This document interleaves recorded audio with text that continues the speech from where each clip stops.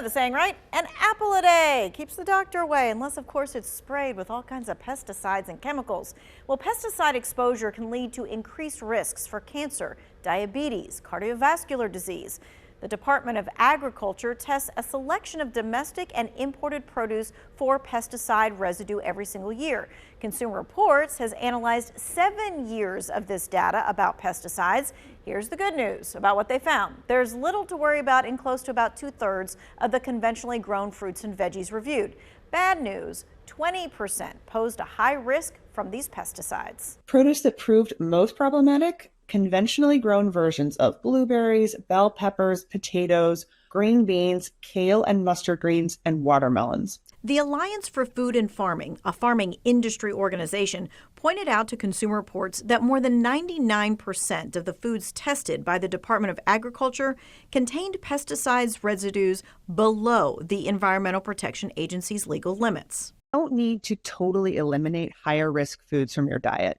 Remember that the risk, even from the most concerning produce, comes from exposure during vulnerable times, such as pregnancy or early childhood, or from repeated and years-long exposure. Fortunately, our research shows that for the most problematic produce, opting for organic is a great way to reduce the risk. Which is great. I mean, organic is great and all that jazz, but it's expensive. It's very expensive. Right? So an alternative is washing those pesticides off. And I just kind of wanted to know, what camp are you in? There's no right or wrong answer, like organic, non-organic, I wash it, I don't wash it. I definitely wash.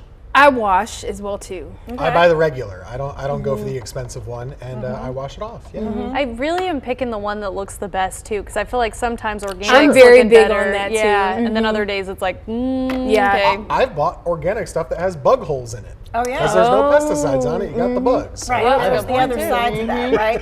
So now you can wash fruit. You can buy fruit and veggie wash. In fact, one of the producer Aaron said, "I bought this blue stuff from one of the outlets," and I'm like, "Well, that's fine. I'm sure you can use it or whatever else." But the big thing, something that everybody all has at home, baking soda. It removes pesticides. A 2017 study on apples found a baking soda soak of like 12 to 15 minutes removed more pesticides than a 2-minute soak with a bleach solution. Really? Yeah, so you fill the bowl with a little cool water and a little bit of baking soda, and you just throw the stuff in there for 15 or 20 minutes. That's it. And it's still safe to eat with all that. Yeah, and then you wash it off. Okay. Yeah, I will say this. You need to Google whatever you're going to wash. For instance, we had this discussion today. Someone said, so can you wash everything and then put it away? And I said, no, you cannot wash strawberries and not eat them directly. If you put them back into the fridge, they disintegrate really quickly. Oh, what? Have you've had that experience? I did not know that. Not me, but they were telling me at Rudd Farm when I was going to buy my strawberries last week.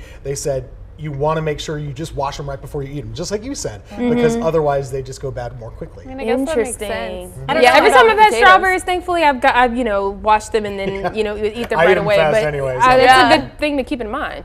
Now, don't let the washing keeping you from eating the good stuff. I know there's some people out there who are like, well, if there's pesticides on the fruits and veggies, I don't need to eat them. Bummer. Yeah, that's not where we're going with this, friends. As your mom would tell you, eat those fruits and veggies. Good to know. Deal.